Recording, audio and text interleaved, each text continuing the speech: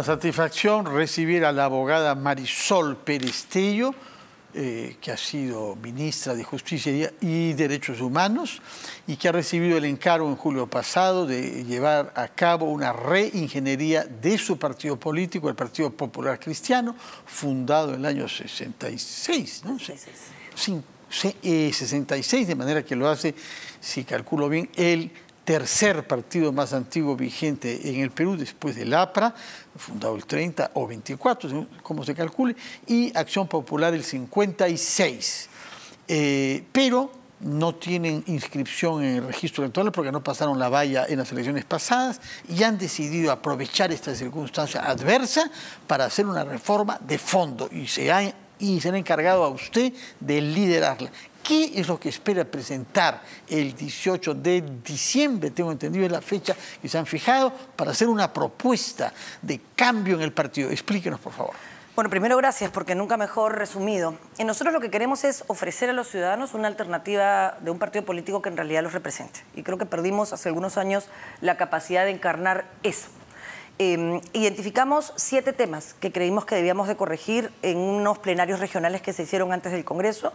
El problema de la unidad partidaria, el problema de la ética y de la disciplina partidaria, el problema de ser un partido de Lima y no un partido nacional, el problema de tener unidad en la acción política sobre la base de nuestras ideas, que eran los 4 ejes principales, y un problema de comunicar dentro del partido lo que se estaba haciendo, digamos, las actividades, las acciones, las decisiones, y fuera del partido lo que somos.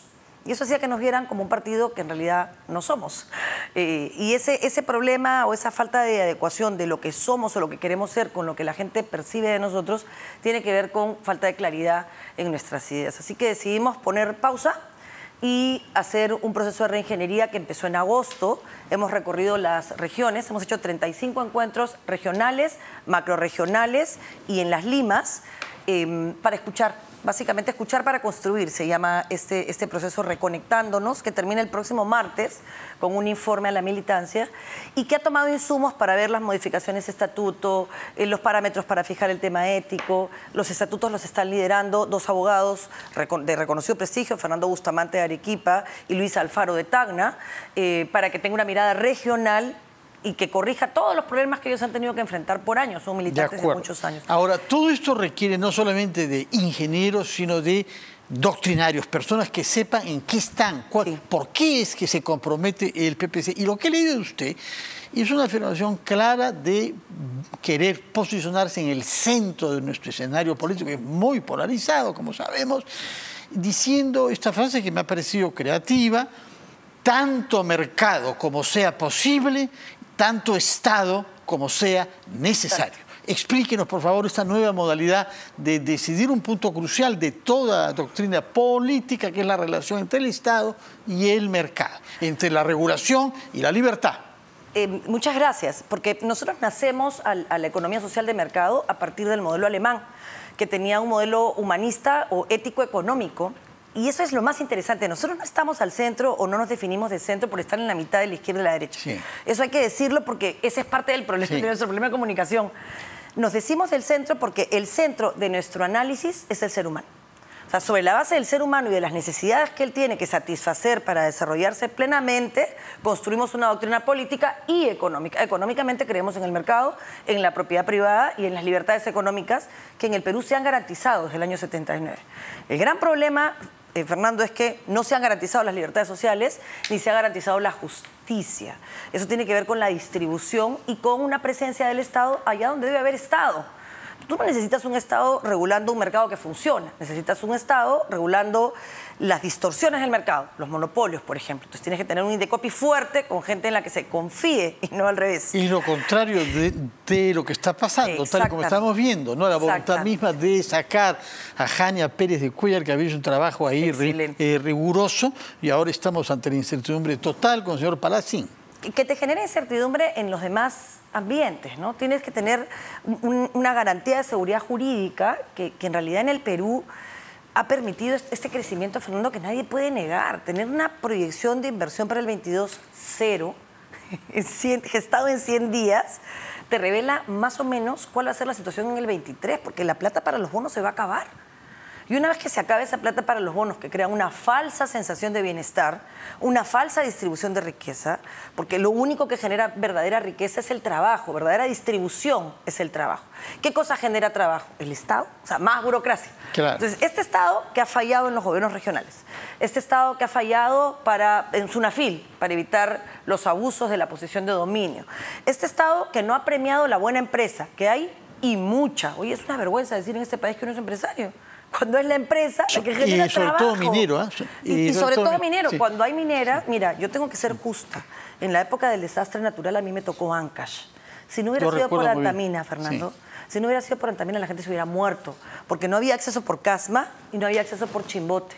Antamina nos prestó el puerto, nos prestó el helipuerto, nos consiguió la gasolina para los helicópteros. Se han demorado casi 2 años en recuperar ese dinero y esas cosas son porque el Estado no funciona. Quisiera regresar al tema de la definición doctrinaria, porque usted ha dicho que el partido debe ser democrático, progresista y solidario. Ahora, la palabra progresista produce urticaria a mucha gente, ¿no? Pese a que yo creo que ha sido introducida a nuestro vocabulario político por Domingo Elías en la primera mitad del siglo XIX. Creó un club del progreso y un diario y una opción progresista. Sin embargo, hay quienes asocian a eso a todos los horrores. Explíquenos cómo toma usted la palabra progresista. Me encantaría decirte que es algo que se me ha ocurrido a mí, pero no, esto nace del partido en el año 84.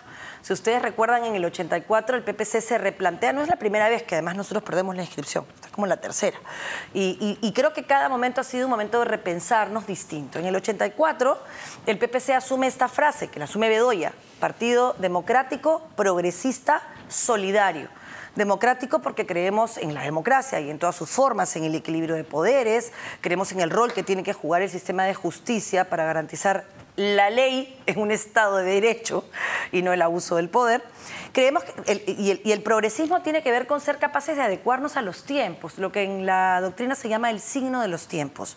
Tenemos que ser capaces de entender esa lectura que es tan complicada y abrir el debate a temas que, sin renunciar a los valores, Antonino le decía, siembra, convicción y peripecia. Claro, el responsable de la línea ideológica del partido. Yo tuve el honor de presentar su último libro, Siembra, Convicción y Peripecia.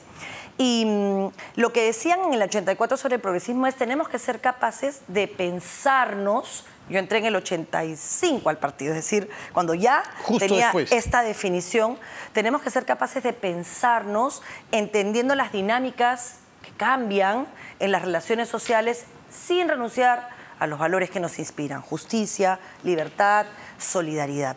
Y eso lo hemos ido dejando en el discurso porque hemos entrado a un esfuerzo de ampliar nuestra participación política sin anular el espectro, que es lo que pasó en el último proceso. Permítanos ir a una breve pausa, después de la cual quiero hacer una pregunta menos amable, que tiene que ver, sin embargo, con los temas que usted ha mencionado, que es el tema de la ética y el compromiso contra la corrupción. Porque en esa materia hay quienes creen que el PPC no ha sido todo lo riguroso que podía ser. Nos dará su punto de vista después de una breve pausa. Claro que sí.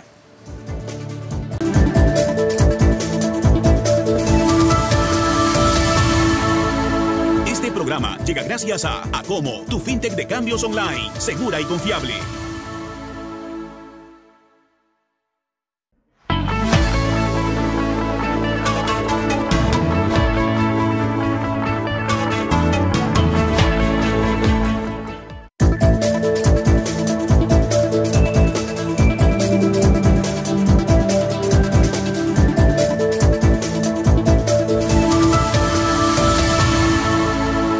Estamos conversando con la señora Marisol Pérez Tello, quien es la actual responsable de la reingeniería del Partido Popular Cristiano.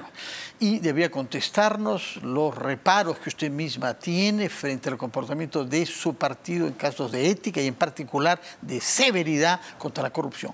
Bueno, yo te agradezco la pregunta porque es uno de los temas que nosotros hemos identificado como una cojera en el partido. Hay 3 causas. La primera, que el sistema de elección ponía un grupo de ética que no siempre hizo su trabajo, no porque sean malas personas, son personas extraordinarias, pero había pues esta sensación, esta falsa sensación de que había presunción de inocencia. Todo eso está bien. ¿Qué cosa estamos planteando hacer desde la modificación estatutaria? Una de las alternativas es hacer juicio por jurado.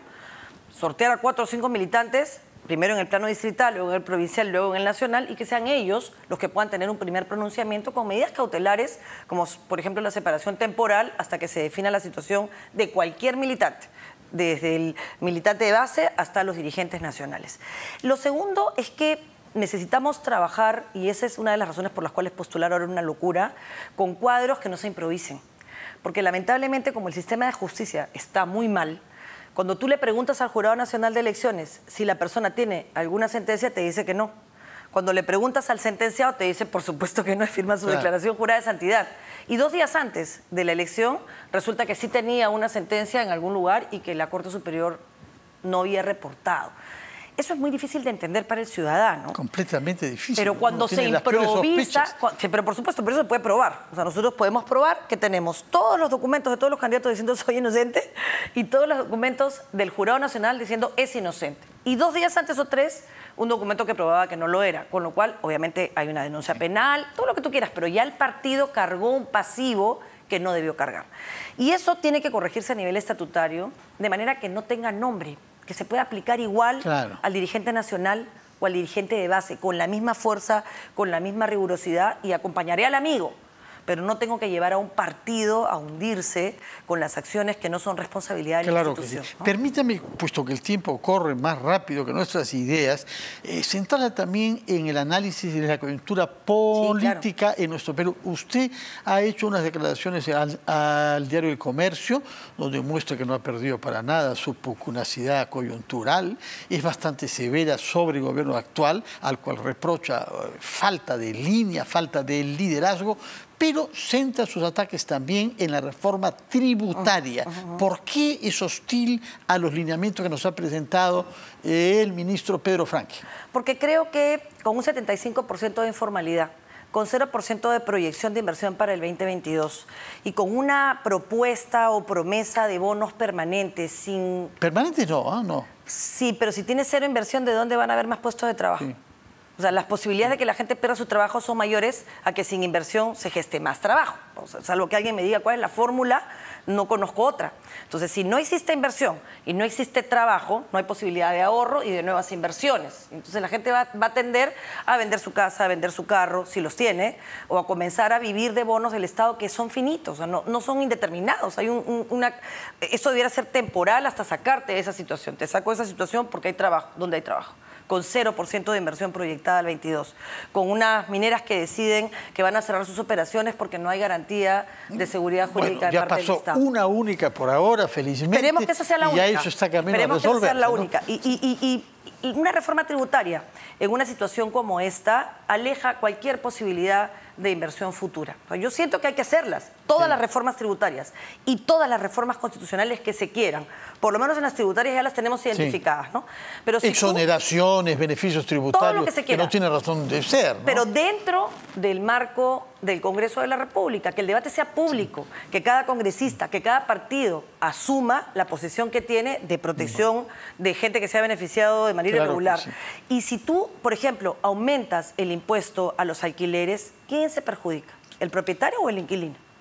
Es una pregunta que hay que hacer siempre. Claro que sí. Y siento que no están evaluando eso y están queriendo... Yo negaría la verdad es que no votaría a favor de una facultad delegada para temas tributarios. Tal y como ha pedido el ministro Franque. Pero sí abriría y diría, bueno, tu prioridad en el debate. Vamos a discutir todas tus propuestas, una por una. Y que las personas asuman responsabilidad sobre lo que plantean. Muchas gracias por habernos contestado sobre las perspectivas del largo y mediano plazo que se abren a su partido, sobre la situación coyuntural de nuestro país. Quiero invitar el 19 del próximo mes para que nos dé cuenta de esta rendición de cuentas que hará usted sobre la reingeniería del Partido Popular. Será un placer. Cristiano. Muchas gracias. Nos vamos rápidamente a Arequipa, donde se está realizando una nueva versión del High Festival. Festival High, del nombre de una ciudad de Gales, en el Reino Unido, donde surgió esta iniciativa. La Hay, siendo la ciudad con más librerías